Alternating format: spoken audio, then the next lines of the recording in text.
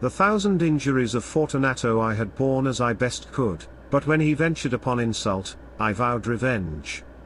You, who so well know the nature of my soul, will not suppose, however, that I gave utterance to a threat. At length I would be avenged, this was a point definitively settled.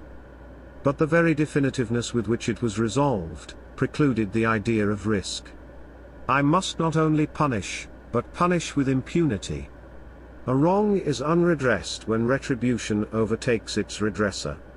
It is equally unredressed when the avenger fails to make himself felt as such to him who has done the wrong. It must be understood, that neither by word nor deed had I given Fortunato cause to doubt my good will. I continued, as was my wont, to smile in his face, and he did not perceive that my smile now was at the thought of his immolation. He had a weak point. This Fortunato, although in other regards he was a man to be respected and even feared. He prided himself on his connoisseurship in wine. Few Italians have the true virtuoso spirit. For the most part their enthusiasm is adopted to suit the time and opportunity, to practice imposture upon the British and Austrian millionaires. In painting and gemmery, Fortunato, like his countrymen, was a quack, but in the matter of old wines he was sincere. In this respect I did not differ from him materially. I was skillful in the Italian vintages myself, and bought largely whenever I could. It was about dusk, one evening during the supreme madness of the carnival season, that I encountered my friend. He accosted me with excessive warmth, for he had been drinking much. The man wore motley. He had on a tight-fitting party-striped dress, and his head was surmounted by the conical cap and bells. I was so pleased to see him, that I thought I should never have done wringing his hand. I said to him, "My dear Fortunato, you are luckily met. How remarkably well you are looking today. But I have received a pipe of what passes for Amontillado, and I have my doubts." "How?" said he. "Amontillado? A pipe? Impossible. And in the middle of the carnival?" "I have my doubts," I replied, "and I was silly enough to pay the full Amontillado price without consulting you in the matter. You were not to be found, and I was fearful of losing a bargain. Amontillado? I have my doubts. Amontillado? And I must satisfy them. Amontillado? As you are engaged, I am on my way to Lucchese. If anyone has a critical turn, it is he. He will tell me. Lucchese cannot tell Amontillado from sherry. And yet some fools will have it that his taste is a match for your own. Come, let us go. Whither? To your vaults. My friend, no, I will not impose upon your good nature. I perceive you have an engagement. Lucchese. I have no engagement. Come. My friend, no. It is not the engagement, but the severe cold with which I perceive you are afflicted. The vaults are insufferably damp. They are encrusted with nitre. Let us go, nevertheless. The cold is merely nothing. Amontillado. You have been imposed upon. And as for Lucchese, he cannot distinguish sherry from Amontillado. Thus speaking, Fortunato possessed himself of my arm. Putting on a mask of black silk, and drawing a roquelaire closely about my person, I suffered him to hurry me to my palazzo. There were no attendants at home, they had absconded to make merry in honor of the time. I had told them that I should not return until the morning, and had given them explicit orders not to stir from the house. These orders were sufficient, I well knew, to ensure their immediate disappearance, one and all, as soon as my back was turned. I took from their sconces 2 flambeaux, and giving one to Fortunato, bowed him through several suites of rooms to the archway that led into the vaults. I passed down a long and winding staircase, requesting him to be cautious as he followed. We came at length to the foot of the descent, and stood together on the damp ground of the catacombs of the Montriers. The gait of my friend was unsteady, and the bells upon his cap jingled as he strode. "The pipe," said he. "It is farther on," said I, "but observe the white web work which gleams from these cavern walls." He turned towards me, and looked into my eyes with two filmy orbs that distilled the rheum of intoxication. "Niter?" he asked, at length. "Niter," I replied. "How long have you had that cough?" My poor friend found it impossible to reply for many minutes. "It is nothing," he said, at last. "Come," I said, with decision, "we will go back, your health is precious. You are rich, respected, admired, beloved, you are happy, as once I was. You are a man to be missed. For me it is no matter. We will go back, you will be ill, and I cannot be responsible. Besides, there is Lucchese." "Enough," he said, "the cough is a mere nothing, it will not kill me. I shall not die of a cough." "True, true," I replied, "and, indeed, I had no intention of alarming you unnecessarily, but you should use all proper caution. A draught of this Medoc will defend us from the damps." Here I knocked off the neck of a bottle which I drew from a long row of its fellows that lay upon the mould. "Drink," I said, presenting him the wine. He raised it to his lips with a leer. He paused and nodded to me familiarly, while his bells jingled. "I drink," he said, "to the buried that repose around us." "And I to your long life." He again took my arm, and we proceeded. "These vaults," he said, "are extensive." "The Montriers," I replied, "were a great and numerous family." "I forget your arms." A huge human foot door, in a field azure, the foot crushes a serpent rampant whose fangs are embedded in the heel. "And the motto?" "Nemo me impune lacessit." "Good," he said. The wine sparkled in his eyes and the bells jingled. My own fancy grew warm with the Medoc. We had passed through walls of piled bones, with casks and puncheons intermingling, into the inmost recesses of the catacombs. I paused again, and this time I made bold to seize Fortunato by an arm above the elbow. "The Niter," I said, "see, it increases. It hangs like moss upon the vaults. We are below the river's bed. The drops of moisture trickle among the bones. Come, we will go back ere it is too late. Your cough." "It is nothing," he said, "let us go on. But first, another draught of the Medoc." I broke and reached him a flagon of de Grave. He emptied it at a breath. His eyes flashed with a fierce light. He laughed and threw the bottle upwards with a gesticulation I did not understand. I looked at him in surprise.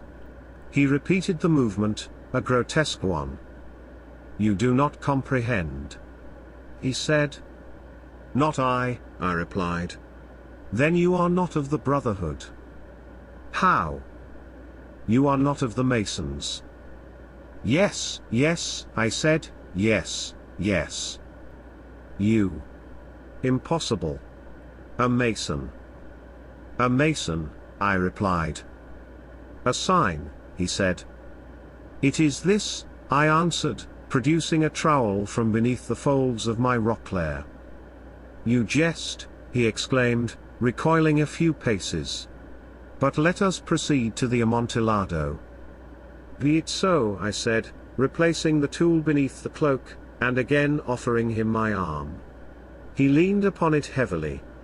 We continued our route in search of the Amontillado. We passed through a range of low arches, descended, passed on, and descending again, arrived at a deep crypt, in which the foulness of the air caused our flambeaux rather to glow than flame. At the most remote end of the crypt there appeared another less spacious.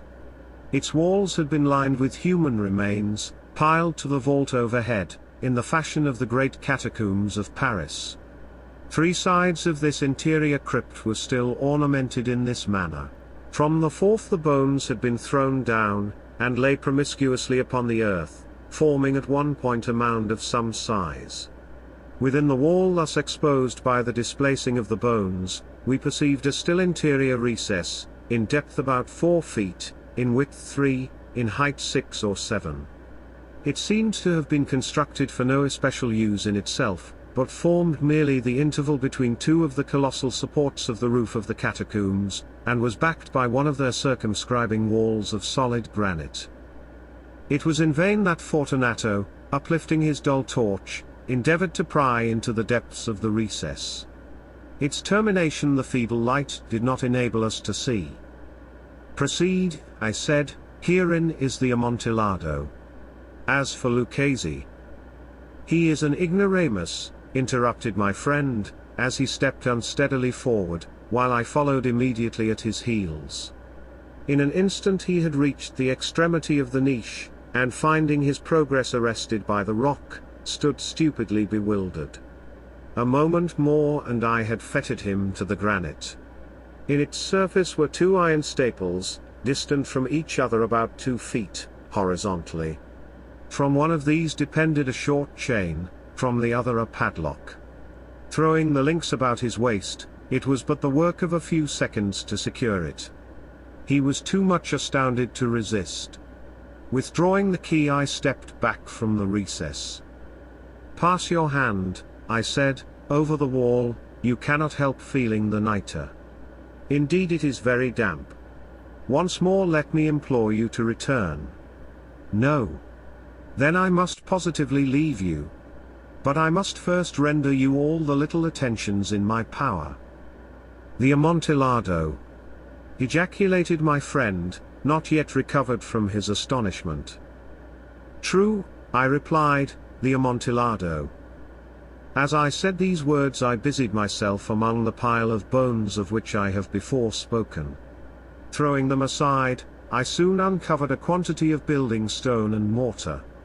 With these materials and with the aid of my trowel, I began vigorously to wall up the entrance of the niche. I had scarcely laid the first tier of my masonry when I discovered that the intoxication of Fortunato had in a great measure worn off. The earliest indication I had of this was a low moaning cry from the depth of the recess. It was not the cry of a drunken man. There was then a long and obstinate silence. I laid the second tier, and the third, and the fourth, and then I heard the furious vibrations of the chain. The noise lasted for several minutes, during which, that I might hearken to it with the more satisfaction, I ceased my labors and sat down upon the bones. When at last the clanking subsided, I resumed the trowel, and finished without interruption the 5th, the 6th, and the 7th tier. The wall was now nearly upon a level with my breast. I again paused, and holding the flambeau over the mason work, threw a few feeble rays upon the figure within. A succession of loud and shrill screams, bursting suddenly from the throat of the chained form, seemed to thrust me violently back. For a brief moment I hesitated, I trembled. Unsheathing my rapier, I began to grope with it about the recess, but the thought of an instant reassured me. I placed my hand upon the solid fabric of the catacombs, and felt satisfied. I reapproached the wall. I replied to the yells of him who clamored. I re-echoed, I aided, I surpassed them in volume and in strength. I did this, and the clamorer grew still. It was now midnight, and my task was drawing to a close. I had completed the 8th, the 9th, and the 10th tier. I had finished a portion of the last and the 11th, there remained but a single stone to be fitted and plastered in. I struggled with its weight, I placed it partially in its destined position. But now there came from out the niche a low laugh that erected the hairs upon my head. It was succeeded by a sad voice, which I had difficulty in recognizing as that of the noble Fortunato. The voice said, "Ha ha ha! Hee hee! A very good joke indeed, an excellent jest. We will have many a rich laugh about it at the palazzo, hee hee hee. Over our wine, hee hee hee." "The Amontillado," I said. Hee hee hee. Hee hee hee. Yes, the Amontillado. But is it not getting late? Will not they be awaiting us at the palazzo, the Lady Fortunato and the rest? Let us be gone. Yes, I said, let us be gone. For the love of God, Montressor. Yes, I said, for the love of God. But to these words I hearkened in vain for a reply. I grew impatient. I called aloud. Fortunato. No answer? I called again. Fortunato. No answer still. I thrust a torch through the remaining aperture and let it fall within. There came forth in return only a jingling of the bells. My heart grew sick, on account of the dampness of the catacombs. I hastened to make an end of my labor. I forced the last stone into its position, I plastered it up. Against the new masonry I re-erected the old rampart of bones. For the half of a century no mortal has disturbed them. In pace requiescat.